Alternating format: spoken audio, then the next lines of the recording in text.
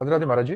गुरुदेव भगवान कृपा करके महाराज जी बताइए कि किसी साध्वी और ब्रह्मचारिणी का जीवन किस प्रकार होना चाहिए, उनकी क्या दिनचर्या होनी चाहिए, उन्हें किन किन बातों का ख्याल रखना चाहिए जिससे वो गलती करने से बच सके, सबसे उनके लिए जो सबसे ग्रस्त परिवार में। सबसे पहली बात है कि उसको भगवान का निरंतर स्मरण करना चाहिए।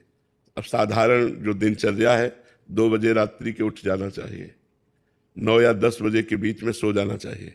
अगर 10 बजे सो गए तो 11, 12, 1, 2, 4 घंटा हुए। अगर 9 बजे सो गए तो 5 घंटा हुए। दिन में 1 घंटा विश्राम करना चाहिए। निरंतर मंत्रों का अनुष्ठान करना चाहिए। अल्पाहार करना चाहिए। भोजन पवित्र और थोड़ा पाना चाहिए। और पुरुष संग या उस स्त्री संग से हमें बचना चाहिए जो हमारे अंदर काम भावना की वृद्धि करे। जिसके संग से हमारे अंदर काम भावना जागृत हो, हमको बचना चाहिए। हमें पवित्र जीवन निर्वाह करना चाहिए और निरंतर भजन परायण रहना चाहिए, तभी हम निकल सकते हैं। अगर कुसंग रहा तो फिर नहीं निकल पाएंगे। कुसंग में फिर वो एक नाटक मात्र रहेगा ब्रह्मचारिणी का। ब्रह्मचारिणी तभी रह सकती है जब ऐसे पुरुष और स्त्री के संसर्ग का त्याग कर दे जिससे काम की वृद्धि होती है, और अल्पाहार करे और कम सोए, कम बोले, कम देखे, कम प्रपंच से संबंध रखे और निरंतर भगवान का भजन करे, तो वो सतरति सतरति सा लोकान तारयति, वो स्वयं तर जाती है, स्वयं तर जाती है, लोगों को भी तार देती है। तो अपने कुल का भी पावन करने का सौभाग्य मिलेगा। पर ऐसा चले तब है, बहुत कठिन है, बहुत कठिन है।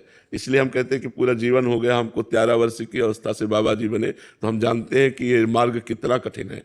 जब एकांत में हो और कोई अपना नहीं है और मन जब परेशान करता है, उस समय की स्थिति कोई नहीं, कोई मनोरंजन नहीं, किसी से कोई मित्रता नहीं, कोई शत्रुता नहीं, कोई मनोरंजन नहीं, बहुत कठिन जीवन है।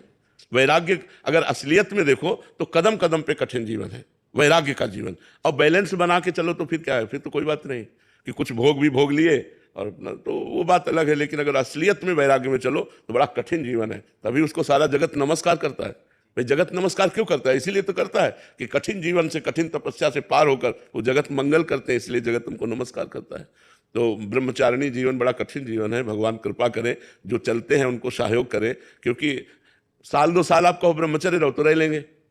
आजीवन आजीवन ब्रह्मचर्य ना कोई खेल तमाशा समझते हो। अब जैसे आपको भूख लगी, आपने भोजन पा लिया, तो आपने भूख का कष्ट कहाँ झेला? जब भूख लगे और भोजन ना पाओ और भोजन सामने हो, तब आपको पता चलेगा कि भूख का क्या कष्ट होता है। ऐसे अपने लोगों को पूरा जीवन इस बात का, लेकिन वो सब चाहतों को काट कर केवल भगवान के लिए चलना असलियत में। अरे बैलेंस बना के चलना वो एक अलग पाखंड है, वो तो फिर नाटक है, कुछ भी करो, लेकिन असलियत में चलना बहुत कठिन कार्य है। असलियत में बहुत कठिन कार्य है, ये बहुत कठिन कार्य है। भगवान रक्षा करे जो जो इस मार्ग में आए हैं, और भगवान सहयोग करते हैं तभी निकल पाता, नहीं बहुत कठिन मार्ग है। पूर्व जन्मों के संस्कारों से प्रेरित होकर वो भोग के लिए आकर्षण, अब उस जलन को सहना।